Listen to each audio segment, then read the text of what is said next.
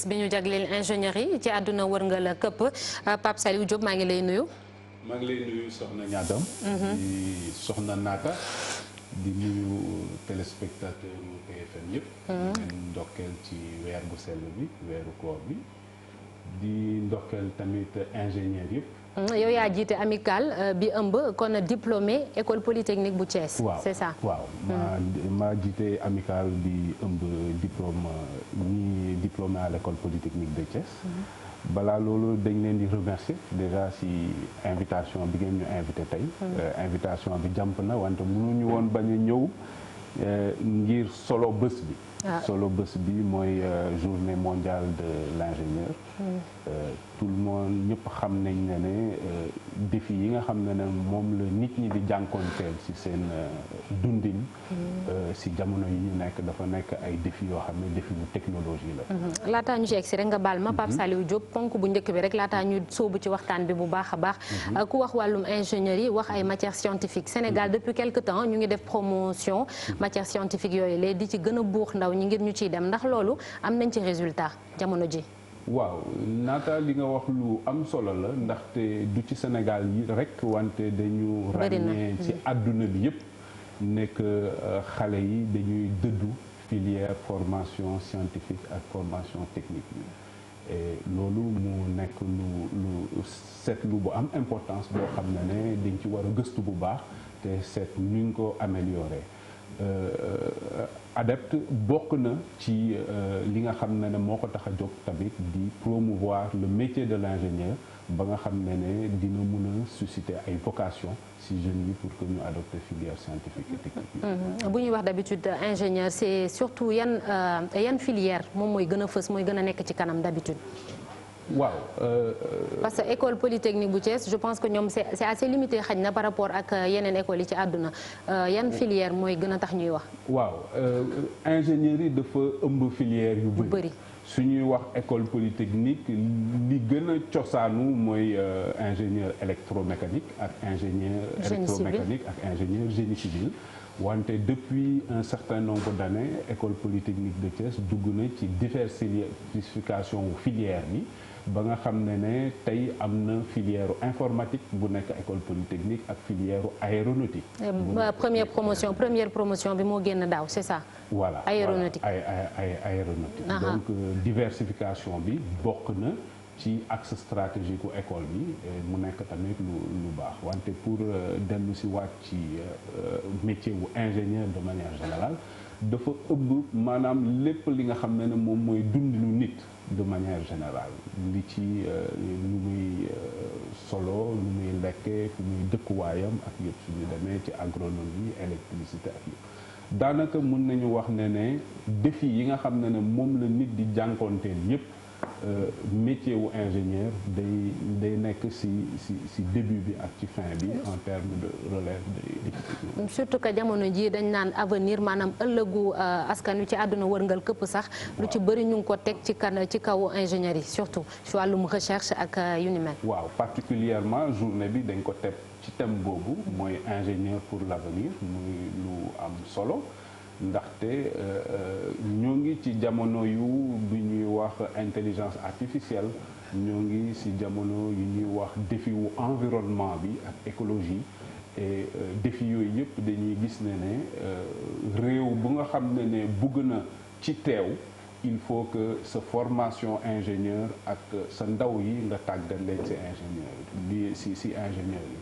Sénégal dina jëm ci nekk pétrolier pays pétrolier. ak gaz ak gaz donc mu ñuy wan rek ne solo suñu war a jox formation ingénieur dafa nekk solo su am solo. ndax kilifa yi jamono ji xam nañ solo boobu noonu ngay wax ci bu ñuy fàttaliku ci weeru ba ngeen di màggal seen 40 ans président Macky Sall mi ngi doon junj wala boog di wax ci nu mu gën a gaawee ñu taxawal ordre des ingénieurs du Sénégal lan moo tax ba yëf yi mënut a évoluer wala fan ngeen ci toll bu dee yéen a ngi ciy liggéey. waaw jërëjëf ci question boobu ndaxte journée bi dinañu may ñu am taxaw seetlu ci suñu profession et création wu ordre des ingénieurs daf ci nekk lu am solo ñu am ci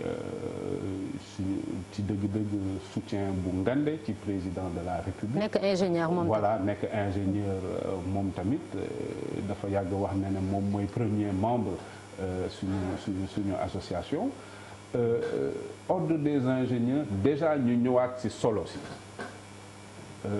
ñëpp gis nañu ci suñu dëkk yi ni profession ingénieur manqué de réglementation daanaka kenn mënul xàññee kan mooy ingénieur kan mënul ingénieur ci jamono boo xam ne ñoo ngi def face ay défis yu bëri gis nañ fi immeuble yuy daanu gis nañ fi bu yàggul bërki démb rek ay marché yuy lakk yoo xam ne du dara lu dul suñ ko xoolee ba ci biir ñàkk respect wu norme yi ak ñi def liggéey boo xam ne du seen bos. voilà te rôle ingénieur nag justement moom mooy xayma ci ouvrage bi respect wu norme boobu ak contrôler ko donc su loolu sooxee rek du ñàkk ci société bi mu am genre désagrément yu mel noonu loolu moo tax depuis plusieurs années ADEPT moo ngi ak association d'ingénieurs yëpp moo ngi liggéey ci création ordre des ingénieurs ñu tàmbale ci par benn recensement wu association ingénieurs yi nekk Sénégal yëpp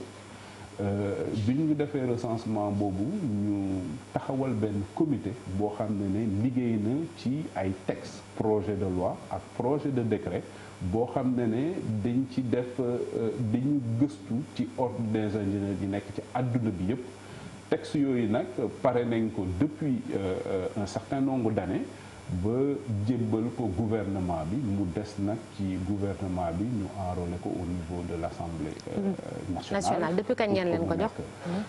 waaw xaw na yàgg tuuti nag. maanaam xaw na yàgg tuuti def na su ma juumul benn wala ñaari at.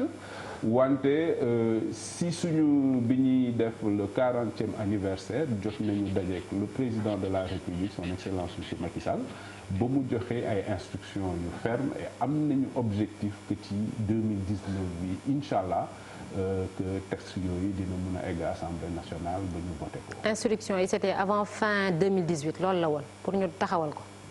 Fin 2019.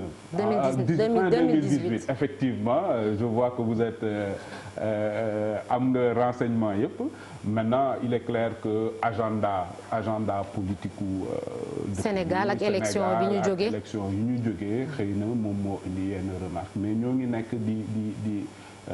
di def suivi boobu auprès du gouvernement su weesoo loolu tamit ñoo ngi nekk di liggéey ak UEMOA ci weer bi passé demoon nañu benn réunion Ouagadougou avec la direction du transport Sénégal pour waxtaan ci harmonisation wu texte ordre des ingénieurs parce que au-delà de réglementation bi l'ordre des ingénieurs dafa poser problème mu mobilité wu ingénieur ndaxte les ingénieurs conseils par exemple soo buggee jóge Sénégal liggéey ci beneen dëkku UEMOA en tant qu'ingénieur fekk ñoom am nañu ordre te yow amuloo ordre liggéey boobu mun na sooxe. fi mu nekk nii ñoo ngi liggéey ci harmoniser waat texte yooyu ci texte. maanaam maasale quoi maasale ko ba nga xam ne maanaam texte yi nekk Sénégal ak texte UEMOA yi directive yi bañ a waroo. du am benn jafe-jafe. sant la gërëm la Pape Saliou Diop. yow yaay président amical bi ëmb diplômé yi nekk ca école supérieure wala boog école polytechnique bu Thiès. voilà di fàttali ni seen école bañ ko créé atum 1973 ba léegi ñu ne formé na lu ëpp ci 1400 ingénieurs. absolument fi mu nekk nii ñoo ngi ci 1600. donc ñu nekk corporation association d'ingénieurs ci gën a mag ci àdduna bi et ku ne xam na école polytechnique de Thiès contribution bi mu def ci formation cadre dëkk bi ak cadre sous-région bi yëpp. D'ailleurs ci 40e anniversaire bi ñu organisé woon au mois d'août occasion la woon ñu réfléchir ci corporation ingénieur ci parcours ingénieur ak ci rôle am ci société ci suñu société en développement. jërëjëf Pape Saliou Diop ñu ngi lay sant di la gërëm ci wuyu si bi. jërëjëf mbokk yi ñu egg